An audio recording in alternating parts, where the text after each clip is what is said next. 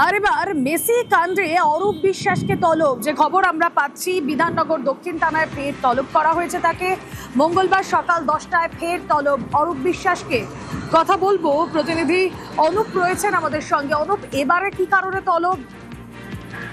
Messi কাণ্ডে অরূপ বিশ্বাস এবারে তাকে তলব করা হলো। এই নিয়ে তৃতীয়বার তিনি জিজ্ঞাসাবাদের সম্মুখীন হবেন এমনটা জানতে পারা যাচ্ছে। তার আগে তখন বারবার তাকে মেসি কাণ্ডে তলব করা হয়েছিল, প্রত্যেকবার তিনি গড়া দিচ্ছিলেন এবং পরবর্তী ক্ষেত্রে দেখা যায় পরপর দুবার তিনি হাজিরা দিয়েছিলেন এবং তদন্তে সহযোগিতা করেছিলেন বলে এমনটা দাবি করেন।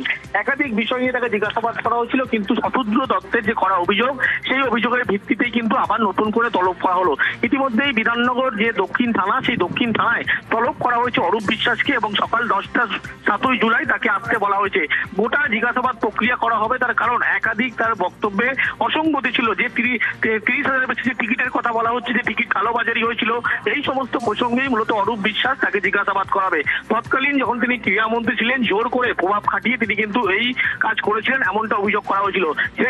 সেই কারণে দুটি বারে জিজ্ঞাসাবাদ, সেই জিজ্ঞাসাবাদে সন্তুষ্ট না হওয়ার পরবর্তী ক্ষেত্রে আবারও তাকে তলব করা হলো এবং তলব করার পরবর্তী ক্ষেত্রে বলা হচ্ছে 7ই জুলাই সকাল 10টার মধ্যে বিধাননগর দক্ষিণ থানায় হাজিরা দেওয়ার কথা। বেশ।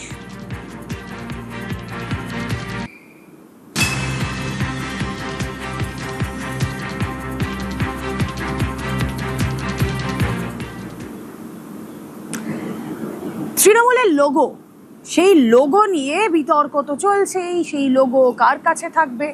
ইতিমধ্যেই নজর থাকবে আমাদের দিল্লিতে। কেন? কারণ সেখানে ডেরেক ওব্রায়েন আর কল্যাণ বন্দ্যোপাধ্যায় পৌঁছে গিয়েছেন। বিস্তারিত